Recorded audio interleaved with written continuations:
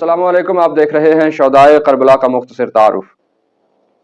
گزشتہ قسط میں ہم جناب امام حسین علیہ السلام کے آخری جانثار کی شہادت کا تذکرہ کر چکے ہیں۔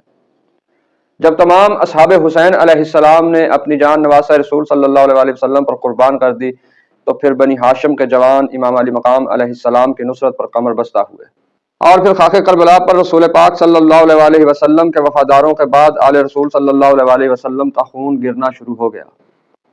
اب تیروں اور تلواروں کی عزت پر براہ راست آل نبی تھی۔ سادات کی قربانیوں کا وقت آن پہنچا تھا، اور پھر رسول پاک صلی اللہ علیہ وسلم کے فرزند ایک ایک کر کے میدان میں اترتے رہے، اور پھر ان کے خون میں لت پت لاشیں خیموں میں لائے جاتے رہے۔ چشم فلک نے اس سے پہلے کسی نبی کی اولاد کو اس بے دردی سے قتل ہوتے ہوئے نہیں دیکھا تھا۔ تمام اصحاب باوفا اپنے محبوب ترین سلطان پر جان نثار کر چکے تھے۔ بنی ہاشم کے پہلے شہید میدان میں جانے کے لیے تیار تھے۔ عبداللہ بن مسلم علیہ السلام شہید کوفہ، مسلم بن عقیل علیہ السلام کے بیٹے، امام حسین علیہ السلام کے بھانجے اور امام علی ابن ابی طالب علیہ السلام کے نواسے تھے۔ اصحاب باوفا کے بعد آپ علیہ السلام نے سب سے پہلے اسلام پر جان قربان کی۔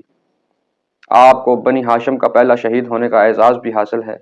آپ بنی ہاشم کے وہ پہلے شہید ہیں جن کا خون سب سے پہلے خاک کربلا پر گرا۔ عبداللہ بن مسلم علیہ السلام امام علی مقام علیہ السلام کی خدمت اقدس میں حاضر ہوئے اور اذن جہاد طلب فرمایا تو امام علی مقام علیہ السلام نے ارشاد فرمایا، بیٹا، تمہارے باپ کی شہادت کو ابھی بہت تھوڑے دن گزرے ہیں، اب تم داغ پر داغ دینا چاہتے ہو؟ یہ کیسے ممکن ہو سکتا ہے؟ میں تو چاہتا ہوں کہ تم اپنی والدہ اور بہنوں کو لے کر کسی طرف چلے جاؤ۔ عبداللہ بن مسلم علیہ السلام نے عرض کی، مولا، یہ کیسے ممکن ہو سکتا ہے کہ ہم اپنی قربانی پیش کرنے سے محروم رہیں اور شرف شہادت نہ حاصل کریں؟ مولا، اب تو دل بے چین ہو چکا ہے، خدا کے لیے اجازت دیجیے۔ عبداللہ بن مسلم علیہ السلام کے شدید اصرار پر امام علی مقام علیہ السلام نے انہیں اذن جہاد عنایت فرما دیا۔ عبداللہ بن مسلم علیہ السلام میدان جنگ کی طرف چل پڑے۔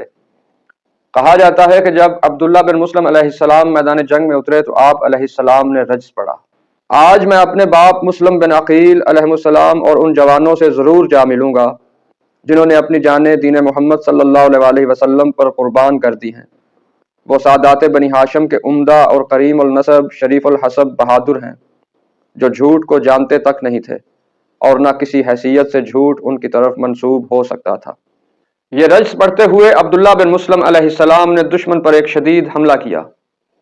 آپ کسی غضبناک شیر کی طرح دشمن پر حملہ آور ہوتے تو دشمن کی صفیں الٹ جاتی۔ آپ جس طرف رخ کرتے دشمن آگے آگے بھاگتا ہوا نظر آتا۔ پھر اتنے میں ایک شخص جس کا نام عمر ابن سبی سیدادی تھا، اس نے آپ علیہ السلام کی پیشانی کا نشانہ لے کر تیر چھوڑا۔ آپ علیہ السلام نے اپنے ہاتھ سے اپنی پیشانی کو بچانا چاہا تو تیر اس طرح سے لگا کہ جناب عبداللہ علیہ السلام کا ہاتھ ان کی پیشانی سے پیوست ہو گیا۔ آپ نے بہت کوشش کی لیکن اپنے ہاتھ کو اپنی پیشانی سے جدا نہ کر سکے۔ اتنے میں ایک شخص نے آپ علیہ السلام کے قلب پر نیزہ مارا، جس کے صدمے سے جناب عبداللہ بن مسلم علیہ السلام گھوڑے کی زین پر نہ سنبھل سکے اور خاک کربلا پر گر پڑے۔ بنی ہاشم کے پہلے شہید نے جناب محمد مصطفیٰ صلی اللہ علیہ وآلہ وسلم کے دین کے لیے اپنی جان اور اپنے خون کا نذرانہ پیش کر دیا۔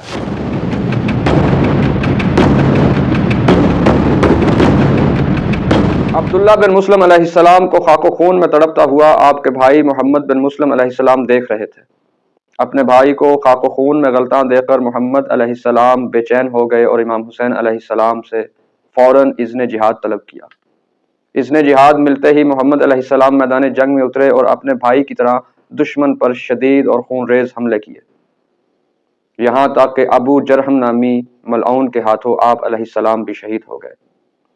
جعفر بن عقیل علیہ السلام، جو کہ عقیل ابن ابی طالب علیہ السلام کے بیٹے ہیں، آپ علیہ السلام میدان جنگ میں اترے اور تھوڑی ہی دیر جنگ کرنے کے بعد آپ علیہ السلام 15 دشمنان اسلام کو قتل کر چکے تھے کہ پھر بشیر ابن خوت نامی شخص کے ہاتھوں آپ علیہ السلام بھی درجہ شہادت پر فائز ہو گئے۔